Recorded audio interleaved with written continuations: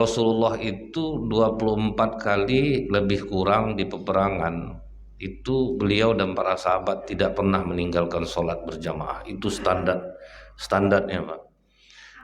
Kita aja kerja sama orang, kita ikut aturan perusahaan atau di tempat kita bekerja itu ada reward, ada penilaian. Begitu juga kedekatan kita kepada Allah nih. Semakin kita mengambil level yang tertinggi, semakin dekat kita dengan Allah. Salah satu contoh nih Pak, ada level di dalam sholat itu. Siapa yang jauh sebelum masuk waktu sholat, dia sudah bersiap-siap, nanti di akhirat wajahnya akan seterang matahari. Kalau orang azan dia baru bersiap-siap, seterang bulan.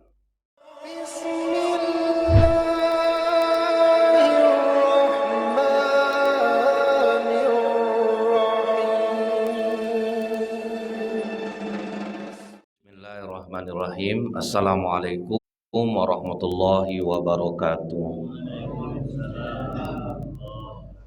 Innal hamdalillah nahmaduhu wa nasta'inu wa nastaghfiruh wa na'udzu billahi min syururi anfusina wa min sayyiati a'malina may yahdihillahu fala mudhillalah wa may yudlil fala hadiyalah.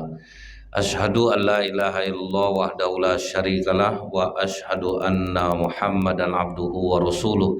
Allahumma shalli wa sallim wa barik ala hadan nabiyil karim wa ala alihi wa sahbihi ajmain.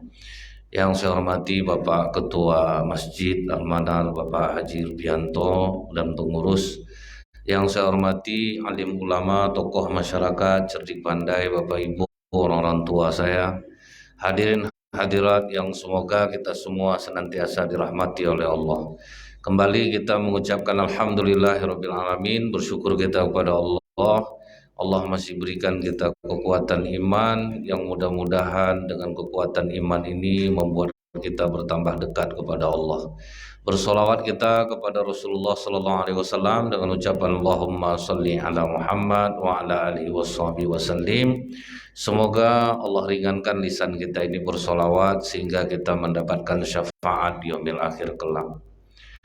Puasa ini Pak menjadikan kita hamba Allah yang bertakwa. Karena ketika akal diciptakan oleh Allah, ditanya akal ini, siapa engkau dan siapa aku? Kata akal, aku adalah hambamu, engkau adalah Tuhanku. Tapi ketika nafsu ditanya oleh Allah, siapa engkau dan siapa aku? Nafsu mengatakan, aku, kau, melawan nafsu ini Pak. Dibakar Allah nafsu ini di neraka selama 1000 tahun, diangkat dia, ditanya lagi siapa engkau dan siapa aku, tetap nafsu mengatakan aku, kau. Dilawannya Allah Pak. Begitu dia dilaparkan oleh Allah selama 1000 tahun, ketika nafsu ditanya lagi baru nafsu mengatakan aku adalah hambamu, engkau adalah Tuhanku. Makanya kalau kita lapar perut nih Pak, kemungkinan bertakwa itu jadi tinggi. Karena begunjing tidak selera lagi Pak, karena letih Pak. Karena kita betul-betul jadi betul-betul jadi banyak lah keburukan yang habis dibuatnya. Tetapi Allah juga memberikan beberapa jalan sebenarnya untuk bisa kita itu mencapai derajat takwa di bulan Ramadan ini. Kalau kita urut lagi ya Pak ya, Rasulullah itu 24 kali lebih kurang di peperangan itu beliau dan para sahabat tidak pernah meninggalkan sholat berjamaah. Itu standarnya Pak. Kita aja kerja sama orang, kita ikut aturan perusahaan atau di tempat kita bekerja itu ada reward, ada penilaian. Begitu juga kedekatan kita kepada Allah nih. Semakin kita mengambil level yang tertinggi, semakin dekat kita dengan Allah. Salah satu contoh nih Pak, ada level di dalam sholat itu. Siapa yang jauh sebelum masuk waktu sholat, dia sudah bersiap-siap, nanti di akhirat wajahnya akan seterang matahari. Kalau orang azan dia baru bersiap-siap, seterang bulan. Kalau orang iqomah baru dia bersiap-siap, seterang bintang. Nah kita sering seterang kunang-kunang, doa panjang pula. Jadi ini level tertinggi. Jadi Bapak Ibu jangan heran kalau kita lihat tayangan orang sholat di Masjid Nabawi, yang dapat saf pertama itu pasti itu aja orangnya Pak. Ada yang sampai 40 tahun di tempat yang sama, jam berapa dia kira-kira datang ke masjid, dia ambil level yang tertinggi. Kemudian sampai di masjid ada lagi level yang tertinggi, Pak, berada di depan, di sebelah kanan. Makanya kata Rasulullah, kalau bisa berundi lah, mau orang mengundi itu dapat saf di pertama ini. Yang pertama didoakan malaikat. Jadi banyak level-level di dalam Islam ini, Pak. Kalau kita ikut standar itu, tentu hidup kita lebih nikmat jadi. Nah, waktu peperangan terjadi, orang kafir Quraisy mengatakan kita akan serang Muhammad dan para sahabatnya saat mereka melakukan amalan yang lebih mereka cintai daripada anak dan istrinya. Jadi orang kafir sendiri mengakui, Pak, amalan yang lebih dicintai Rasulullah dan para sahabat dibanding anak dan istrinya itu adalah sholat berjamaah. Nah, itu yang lebih mereka cintai itu. Rupanya dibocorkan oleh malaikat Jibril, rencana orang kafir akan menyerang ketika sholat. Nah, disitulah Rasulullah memberlakukan sholat khauf. Dalam keadaan perang pun Rasulullah membagi dua saf, saf pertama, saf kedua. Begitu saf di depan sujud, saf di belakang memegang senjata mengawal. Begitu selesai di depan, yang belakang pula sujud, kemudian setelah itu tukar posisi, belakang ke depan, yang depan ke belakang, seperti biasa balik sholat macam yang pertama. Jadi dari sini kita tahu betapa Rasulullah dan para sahabat itu sangat menjaga sholat berjamaah. Ketika Rasulullah menyampaikan bahwa sholat isya berjamaah nilainya sama dengan sholat setengah malam suntuk, sholat subuh berjamaah sama nilainya dengan sholat satu malam suntuk. Ada sahabat Rasulullah yang tua, buta matanya, lumpuh badannya, namanya Abdullah ibnu Umi Maktum, mengajukan uzurnya, Pak. Aku dah tua ya Rasulullah, badan aku ini lemah, tidak ada yang menuntunku jalan ke masjid, dan dari rumah aku ke masjid itu banyak pepohonan kurma dan bebatuan, boleh tidak aku sholat di rumah? Rasulullah balik bertanya, apakah engkau mendengar suara azan? Dengar ya Rasulullah, tidak ada keringanan untukmu, kau tetap hadir berjamaah. Keras, Pak.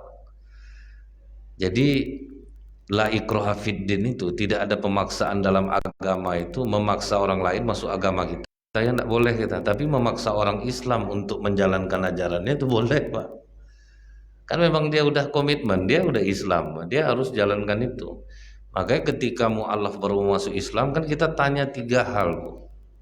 Orang tua kamu ada enggak yang memaksa kamu masuk Islam? Tidak. Ada yang mengiming-imingi kamu? Tidak. Secara kasar ada enggak? Tidak. Secara halus? Enggak ada juga. Atau menjanjikan kekayaan sama kamu? Tidak ada. Orang tua kamu masih hidup? Masih. Agamanya masih non-muslim? Masih. Berbaktilah kamu dengannya. Jangan sampai terpisah kamu dengan orang tua kamu. Ada rezeki kamu harus berbagi sama orang tua kamu. Nah, yang ketiga itu yang kita tanyakan itu apa, Pak? Di dalam Islam ini ada kewajiban setelah kamu syahadat. Ada sholat 5 waktu, apa siap kamu mengerjakannya? Kan memang itu yang kita tanyakan tuh. Jadi memaksa orang Islam untuk menjalankan ajaran agama sebetulnya boleh.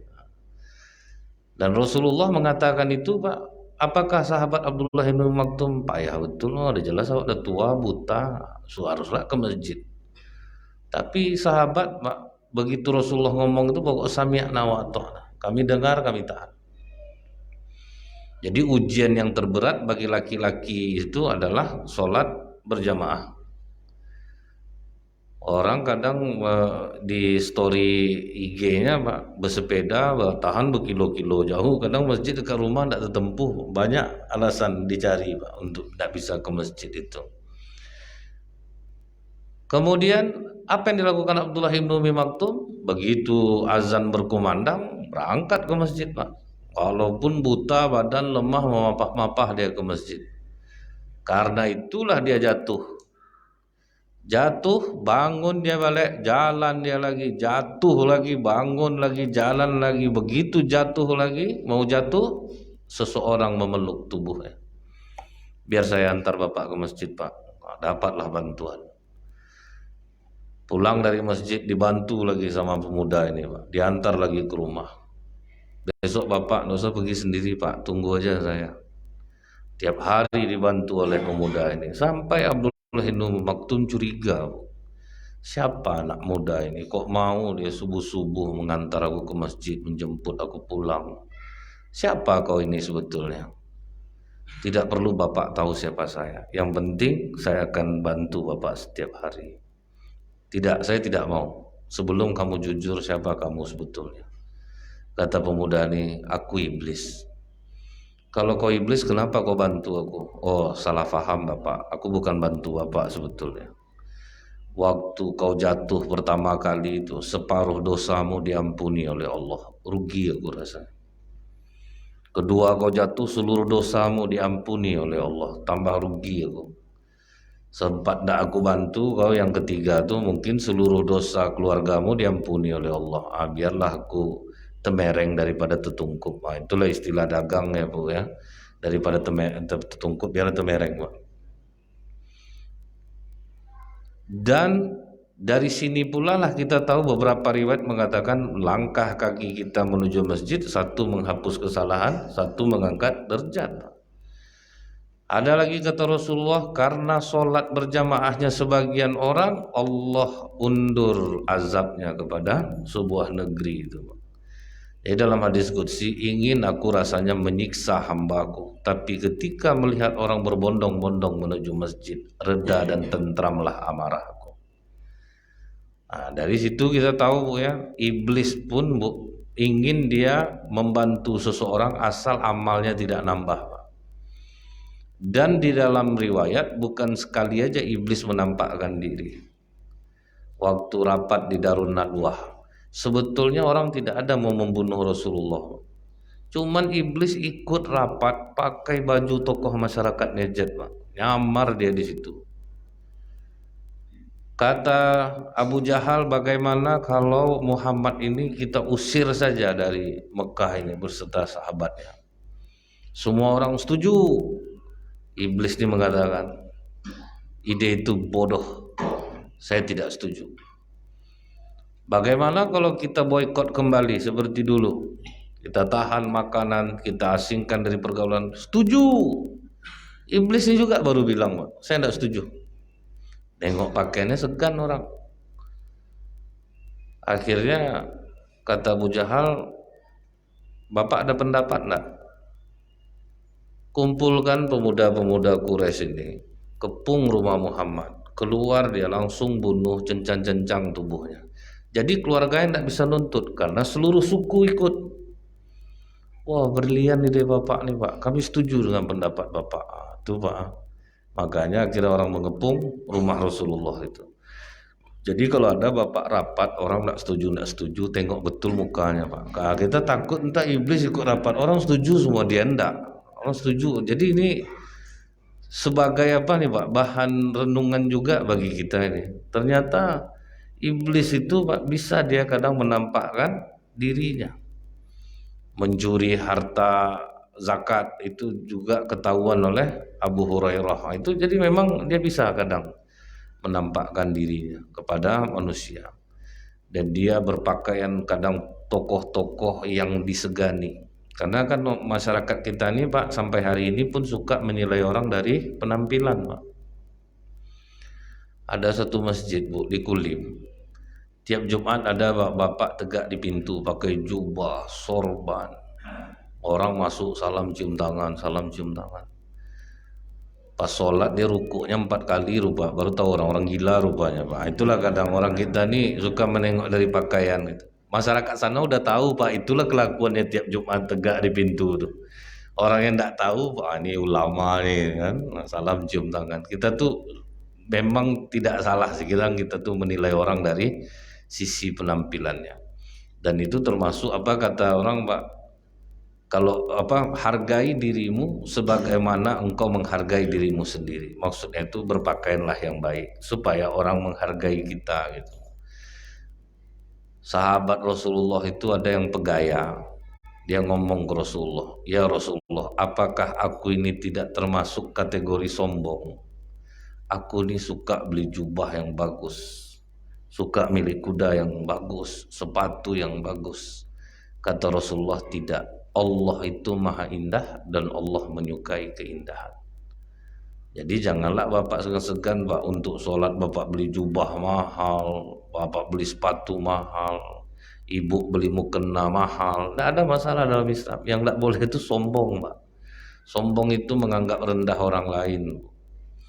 Ditanya orang, bagus mukena kakak, kak berapa kakak beli mukena nih? Tidak usah lah tanya lagi, nanti pingsan lah dengar harganya. Itu yang tidak boleh.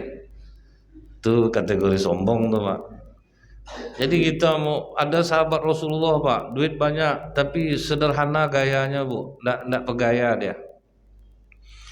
Kasihan sahabat yang lain pak, dikasihnya uang 4.000 dirham, ini udah 4.000 dirham, kau belilah pakaian.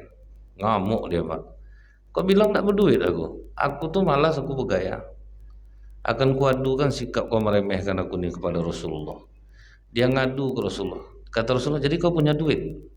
Punya ya Rasulullah, mampu beli pakaian, mampu. Mengapa tidak kau perlihatkan nikmat yang diberikan Allah kepadamu? Nah, itu pak, kalau kita berduit beli mukena mahal, bagus.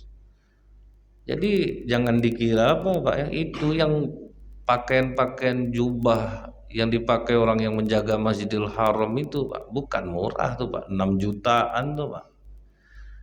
Kena panas dingin di dalam tuh, itu membuat dia mahal tuh. Kalau jalan berdesing bunyinya tuh di samping orang jalan berdesing, mantap kainnya itu pak.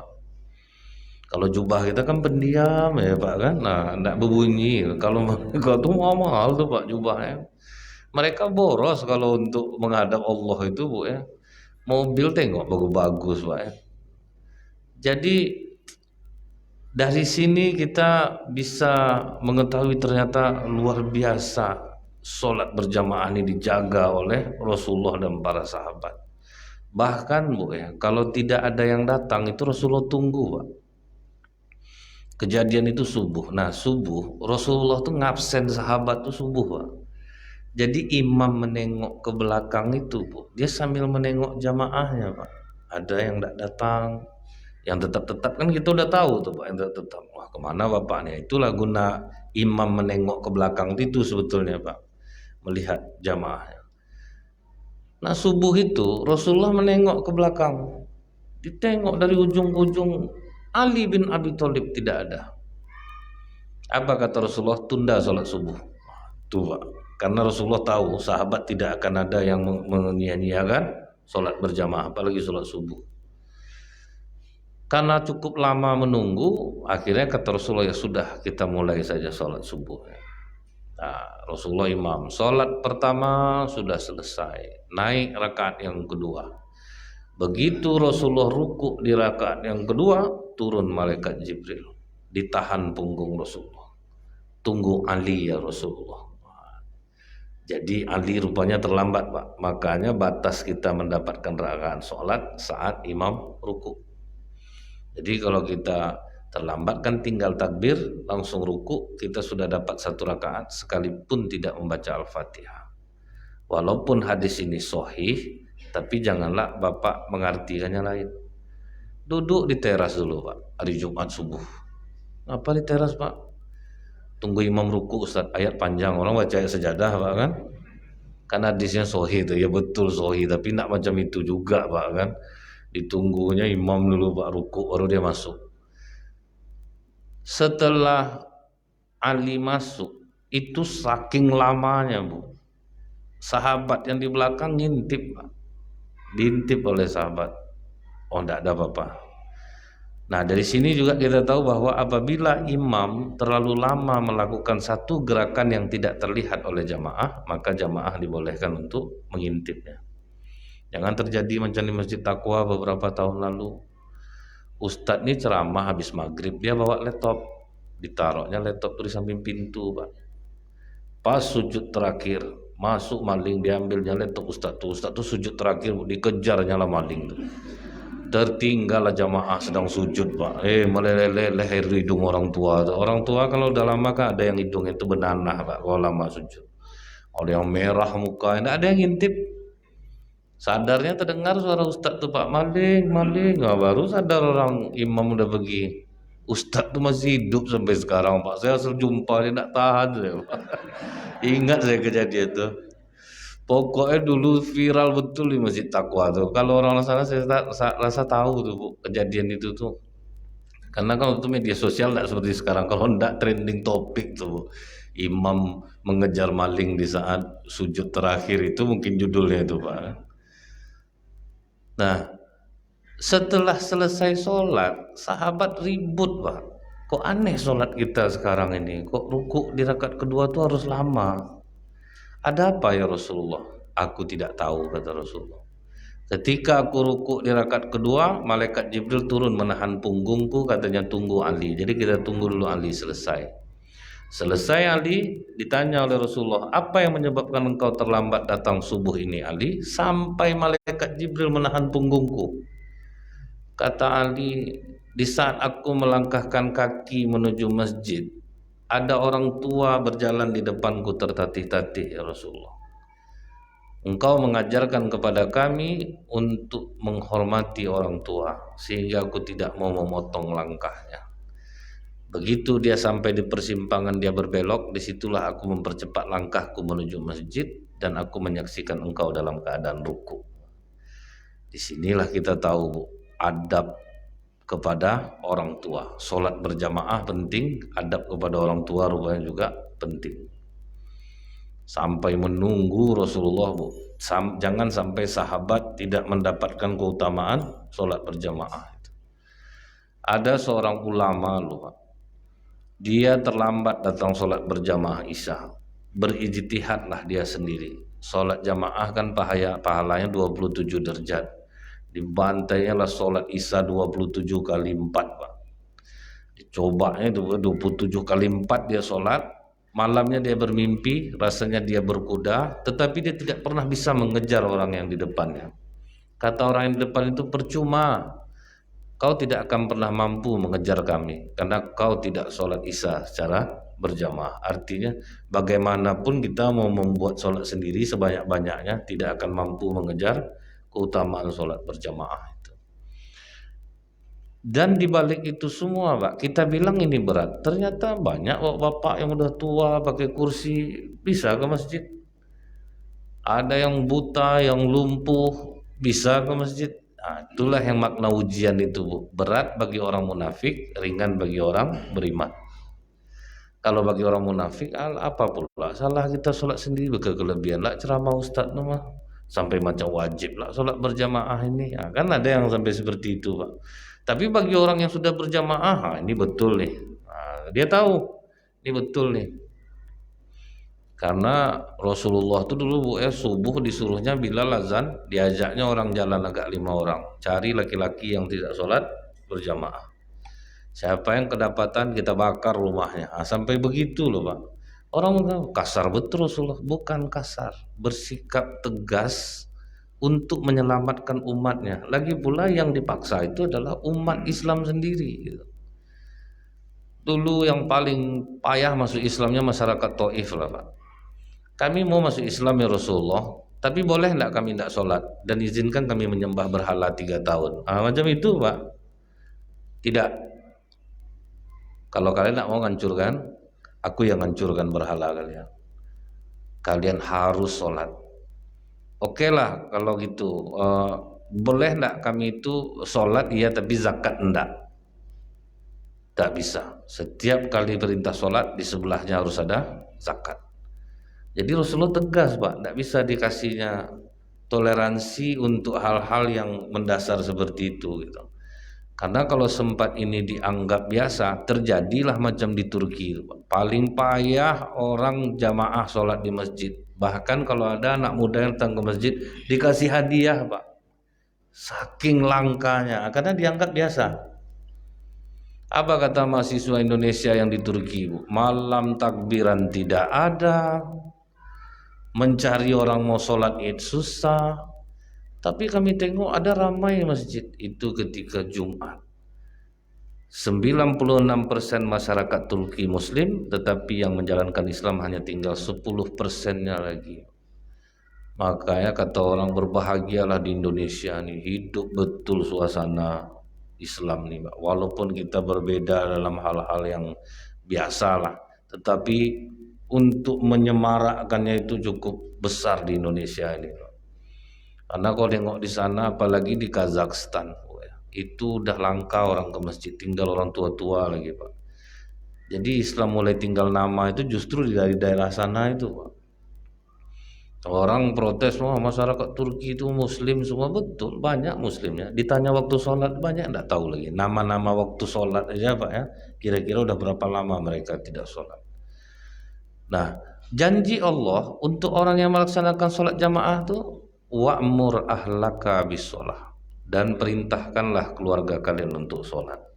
Wastobir alaiha, bersabarlah di atasnya. Jangan sampai tidak menyuruh, sabar terus. La nas'aluka rizqo, kami tidak minta rezeki kepadamu. Nahnu narzukuk, kami yang akan ngasih kalian rezeki. Seolah-olah Allah mengatakan, rajin kalian sholat, rezeki kan aku yang nanggung. Nah, itu tibanya Pak. Jadi ini berhubungan dengan kebahagiaan jiwa jadinya Pak. Saya pas di Dumai agak takjub saya Pak. Wali kotanya taat ibadah sholat Jumat nih Bu, sholat jamaah ini. Itu sampai seluruh kepala dinas diperintahkan untuk sholat berjamaah Pak. Saya tanya sama kadisnya, awalnya kami berat Ustadz, cuman kayak macam mana lah kan, pimpinan nyuruh macam itu, tapi ada terasa aneh Ustadz. Kita sibukkan diri kita ke agama ini, roda pemerintahan ini bagus jalannya, pengaruhnya ke sana Ustaz. Maka ngeri gencar orang tuh. Pas saya diundang ceramah ke sana tuh, pertama GR lah saya Pak, udah macam uas lah saya, ramai penuh masjid tuh Pak. Rupa di absen Pak. PNS yang tidak datang di absen Bu. Absennya bolak-balik Bu, datang absen, pulang absen. Nah, jadi tidak ada yang berani bolos Pak. Banyak itu gini-gini duduk orang yang mau muak-muak dengar ceramah nih Pak kan. Dengar ceramah nih ujiannya berat, makanya pahalanya besar Bu. Duduk di majelis ilmu, selama kita duduk didoakan oleh malaikat, apa ndak berat Pak? Karena besar pahala itulah maka yang berat. Duduk bayangkan kadang sampai sejam. Macam sekarang waktu syuruk sampai 6.29 kan lama duduk tuh Pak ya. Oke lah kalau misalnya dapat ustadz yang komunikatif Pak, macam kita cerita macam ini. Kalau sempat dapat yang pakai notasi A sama dengan A, B semua, sebentar tinggi, sebentar rendah, sebentar tinggi, sebentar rendah. Mungkin tinggi gini juga mata kita juga Pak. Pas tinggi, pas dikuatkannya kan gaya kami ini kan macam-macam nih Pak, beda-beda gitu. Jadi terasa berat Pak, duduk tuh rasanya karena pahalanya besar. Pahalanya itu besar Pak, makanya berat betul dengan ceramah itu. Makanya kita paksakan diri kita kadang untuk ke jalan kebaikan. Di sana tuh memang udah terasa keajaiban Pak. Kalau di Dumai lah, lama sih duduk sama wali kotanya, orang yang rendah hati, pokoknya humble lah Pak gitu. Rendah hati lah. Pokoknya sholat berjamaah ini mesti. Itulah kata mereka kan kami sibuk nih Ustaz untuk menguatkan agama ini gitu. Nah, roda pemerintahan jalan, enak jalannya, lebih mudah untuk dikendalikan. Dan itu Bu ya, banyak yang mengalami seperti itu. Nah, salah satu contoh Arab Saudi Pak. Di Arab Saudi patokan mereka berhenti kerja, azan berkumandang. Begitu azan, seluruh kantor tutup, mal tutup. Semua laki-laki berbondong-bondong sholat berjamaah ke masjid. Apa keajaiban mereka? Rezeki mereka Allah yang mengantarkannya. Berapa juta jamaah umroh setiap hari ngantar duit ke sana Pak. Di Siak ada venue sepatu roda. Datanglah peserta 1.500 Pak. Kelabakan rumah makan di Siak menyediakan makan. Itu 1.500 baru Pak orangnya. Waktu PON di Pekanbaru, waktu Pak Ma'ruf Amin datang Pekanbaru, rumah makan sederhana kebagian paket 1.000 makanan pagi sore. Itu tuh Pak udah kelabakan menyediakannya. Atau bayang tak gimana putaran ekonomi di Mekah Madinah itu Pak. berapa juta semua orang setiap hari. Mereka santai duduk, gelar dagangan, duit banyak datang.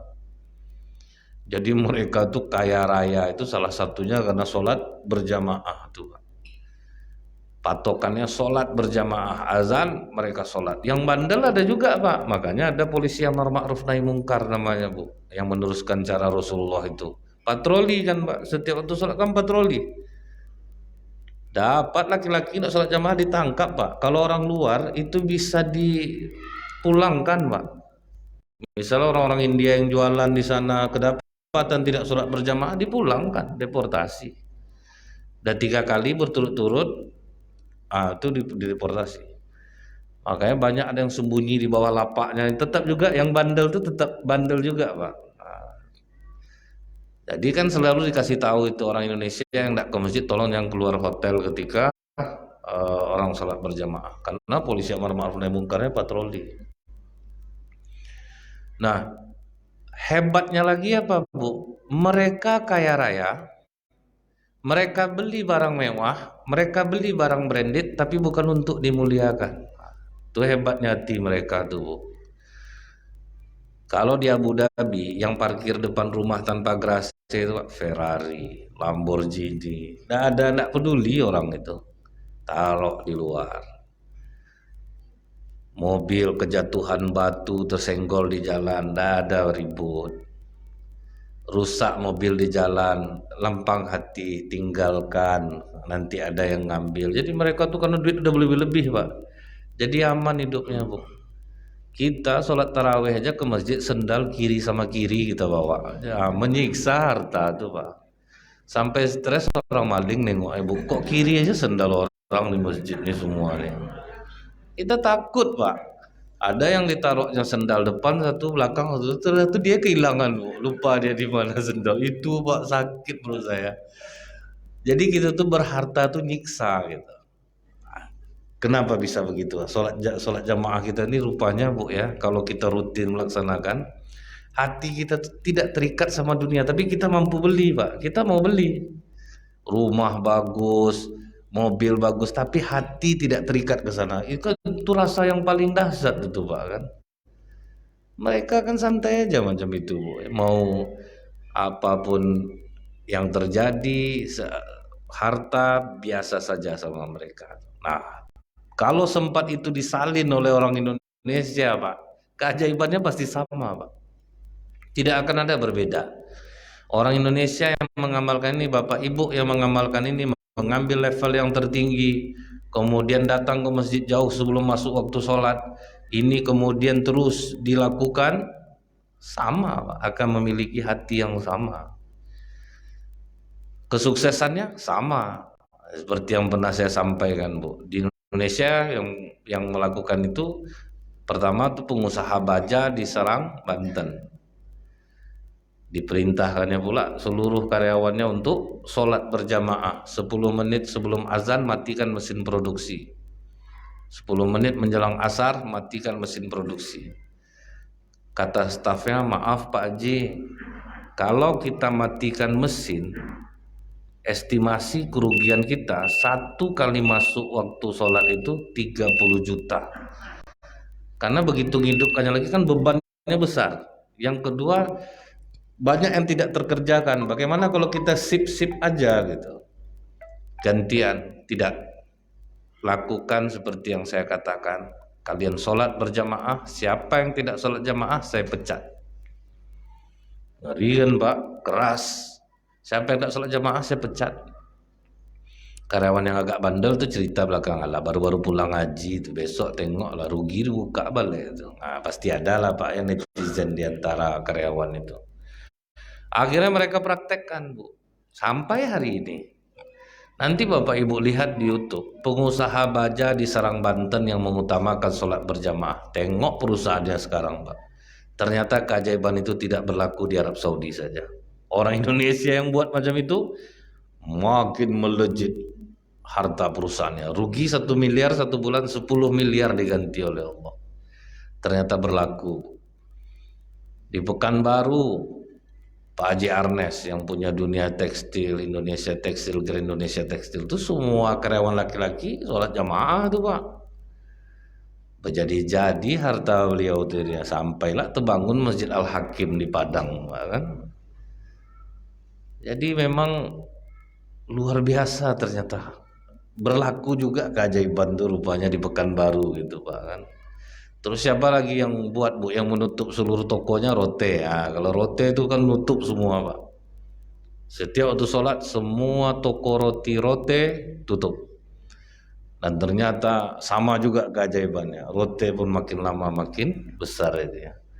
Timbul pertanyaan kedua, saya tidak terima gitu Ustadz, karena saya udah lakukan yang Ustadz bilang itu. Jauh sebelum masuk waktu sholat, saya udah ada di masjid. Buktinya rezeki saya macam ini juga. Ada Bu, yang keduanya Pak, wama asobakum min musibatin fabima kasabat aidikum wa yafu an katsir. Dan apa saja musibah yang menimpamu, salahkan dirimu sendiri. Allah tidak akan mungkin nganiaya orang yang rajin sholat jamaah. Kebanyakan akhlaknya kena Pak. Jadi orang yang rajin sholat jamaah yang payah rezeki itu akhlaknya kena. Kerja sama orang, namanya kita kerja sama orang itu kan kita harus nurut Pak. Apa yang diinginkan pimpinan itu yang kita kerjakan. Ini dia enggak, yang keinginan dia harus diikut pimpinan. Siapa yang mau makai dia Pak? Itu stuck dia jadinya. Kita manusia ini lah Bu ya, Bapak Ibu lah, pasti jadi bos masing-masing. Ada orang kerja di rumah Bapak, kamu tolong kerjakan ini. Ya Pak, ya Pak. Pasti kita sayang Pak, enggak ada enggak ya Pak. Asal mau kita disuruh, sayanglah orang sama kita. Sementara yang nanya sama saya nih Bu ya, hari Minggu bosnya minta tolong, maaf Pak, saya sedang libur, tidak bisa. Siapa yang mau Pak? Bos tuh ingin walaupun dalam keadaan libur, oke Pak, baik Pak. Itu kan akhlak sebetulnya tuh Pak. Orang Islam nih Bu, kalau udah berpemimpin dia baiat, betul-betul nurut. Tidak bisa lah macam itu Ustaz, tidak adil lah, sabar kata Rasulullah. Sekalipun dia mencambuk punggungmu, akan Rasulullah suruh sabar. Ingat tidak sahabat Abu Dzar Al-Ghifari radhiyallahu an, itu kan berselisih dengan Utsman bin Affan. Utsman bin Affan kaya, Abu Dzar Al-Ghifari memilih hidup miskin. Jadi Abu Dzar ini agak keras orangnya Pak. Dinasihati oleh Utsman, kau sama aku aja lah di Madinah nih Abu Dzar, tidak usahlah kau keluar lagi. Minta maaf aku khalifah, aku berbeda denganmu, izinkan aku mengundurkan diri. Jadi kata Allah kepada Rasulullah dalam hadis qudsi, sahabatmu itu seperti bintang yang sama-sama terangnya. Jadi kalaupun dia bermasalah, mereka tetap akan masuk surga. Karena itu biasa, dianggap Allah itu biasa Pak, perbedaan antara sahabat, karena semua mereka adalah berbintang. Jadi siapa saja yang diikuti, itu insya Allah akan menyelamatkan diri kita. Abu Dzar mengundurkan diri Bu, datang orang mengasut dia, kau orangnya sederhana Abu Dzar, kami salut kepadamu, kami ada di pihakmu. Bagaimana kalau kita lawan Khalifah Utsman ini? Apa jawaban Abu Dzar? Tahukah kalian? Kalaupun aku berbeda dengan Khalifah Utsman, bukan berarti aku tidak patuh kepadanya. Kalau sempat dia memerintahkanku saat ini untuk bunuh diri, aku bunuh diriku saat ini. Itu Pak, solidnya sahabat. Walaupun mereka berbeda, yang sama pemimpin tetap mereka hormat. Sempat aku diperintahkan gantung diriku, gantung diriku saat ini. Jadi tidak bisa diadu Pak. Nah jadi kalau kita kerja sama orang, saya salut Bu, sopir MS Glow, umur 72 tahun Pak.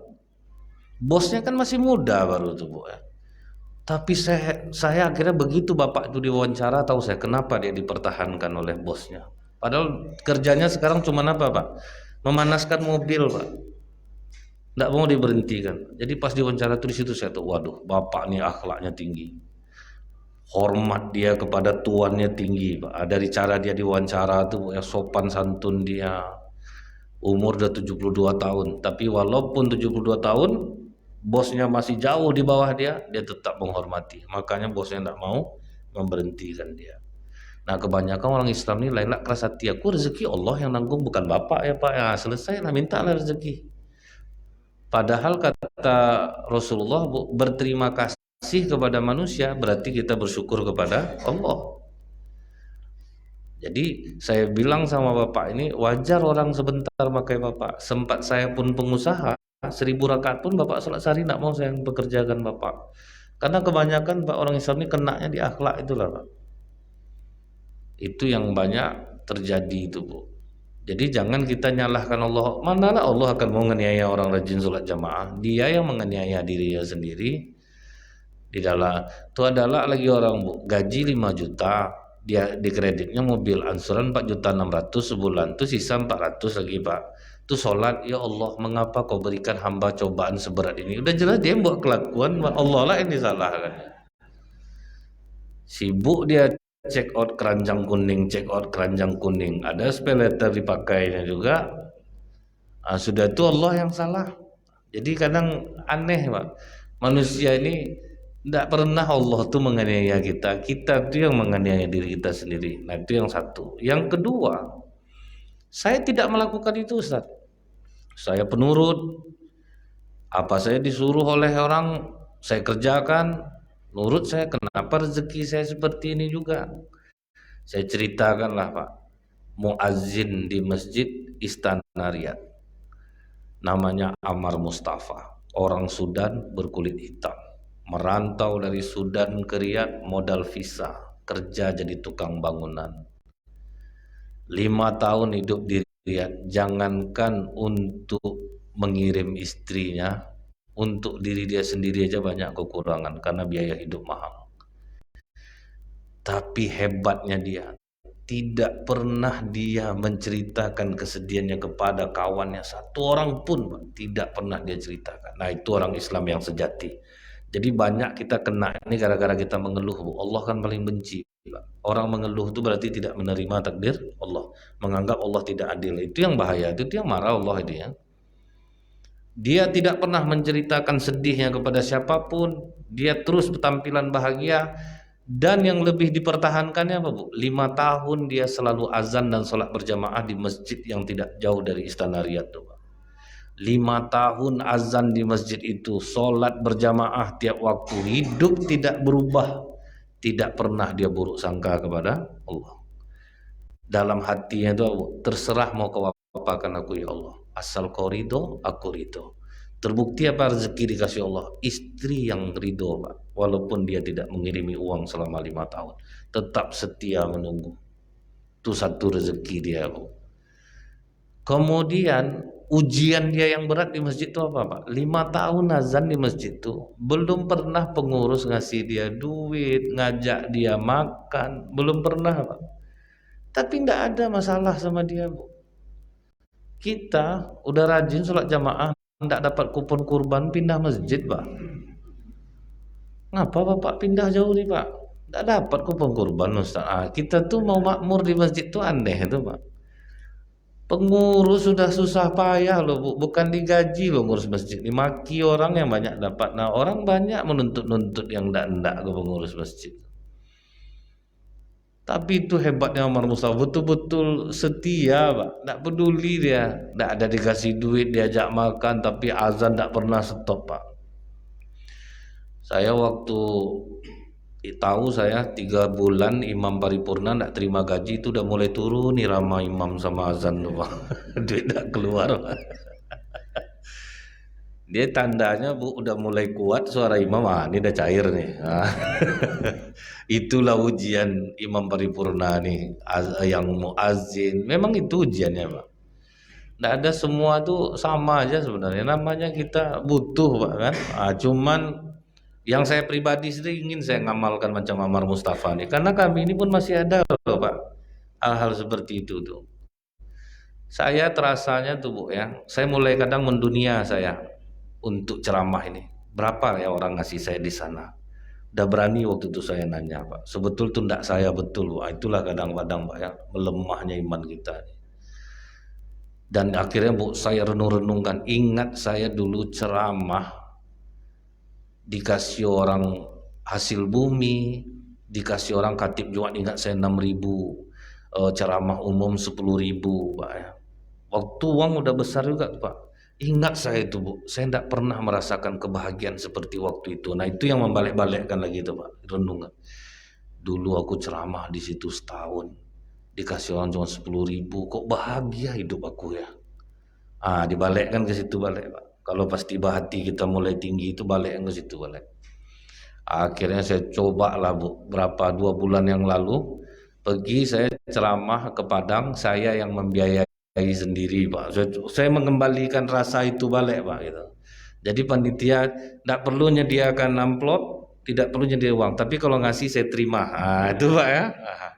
Dikasih orang tuh tidak mungkin lah tidak diterima Pak kan. Cuman tidak usah itu dipikirkan kata saya. Berangkat dari sini Bu. Emang betul-betul Pak.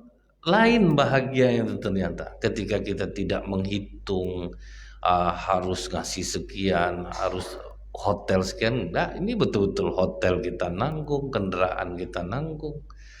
Jadi ternyata nikmat itu tidak hanya pada kebahagiaan yang kita anggap melalui harta benda saja. Di jiwa yang lapang macam Ammar Mustafa ini Pak, berapa lapang jiwa itu Bu? 5 tahun tidak pernah ditawari makan, tidak pernah menceritakan sedih. Kan itu berat amalannya itu Bu kan. Kita aja salah apa sedikit buat caption kita kadang Pak ya di IG gitu kan. Ya Allah semoga badai ini cepat berlalu. Nah, nanti datanglah orang komen, apa Pak ini ya, adalah masalah gitu. Berat Pak. Jadi setelah 5 tahun tuh akhirnya kawan-kawannya yang sama-sama tukang bangunan ngajak dia duduk. Ammar, kami ini salut nengok kau Ammar. 5 tahun kau merantau di sini, perubahan hidup tidak ada. Tidak pernah kami dengar kau mengeluh sekalipun. Tapi kami ini punya istri Ammar, kami ini punya anak. Jadi kami udah sepakat mau nyumbang-nyumbang membelikan kau tiket. Pulanglah kau ke Sudan. Mungkin Riyadh ini bukan perantau yang bagus untukmu. Apa kata Ammar? Alhamdulillah, aku terima kebaikan kalian. Baru diterima ya Pak. Ini orang miskin yang tidak sombong nih Bu. Dia kadang ada orang miskin ini sombong Pak. Ini duit untuk maaf ya Bang ya, aku bukan masalah duit nih, atau orang miskin sombong tuh Bu. Udahlah susah Pak, banyak lah gaya. Macam kami ini lah Bu, kadang dikasih amplop kan macam-macam terkejut Pak. Apa nih Pak? Kan itulah gaya.